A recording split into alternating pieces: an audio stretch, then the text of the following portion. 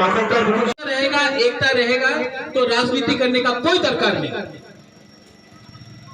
जब तक हम लोग देवबर्मा, जमातिया, उच्चोय, काइपेंग, रंगखोल, रियांग ये बन के रहेगा और त्रिपुरा आज त्रिपुरा में रह रहा है, विश्वास करो। और जो लोग बोलता है कि बटा रहे, आज यहां में बुबागरा जब बोलता है थांचा, जब बोलता है पुइला जाति उलो पार्टी, कोई दूसरा जाति के खिलाफ बुबागरा बात नहीं कर रहा है।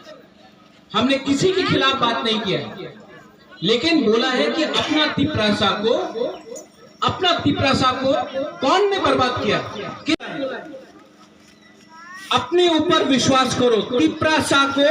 तिप्रासा के अंदर विश्वास करना पड़ेगा। विश्वास करो अपना क्षमता में, आपका क्षमता है, अपना क्षमता में विश्वास करो।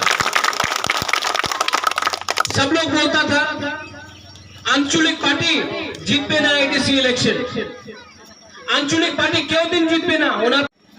हमारे ही नेता लोग, हमारे ही मंत्री लोग। तो अगर आपको अपना कामी के बारे सोचना है, अपना राज्य के बारे सोचना है, अपना दफा के बारे सोचना है, तो बुबागरा आपको बोल रहा है कि प्रद्योत विक्रम माणिक्य अपना दफा, अपना हाँ के लिए कभी भी कॉम्प्रोमाइज नहीं करेगा। यहां में उमा शंकर है,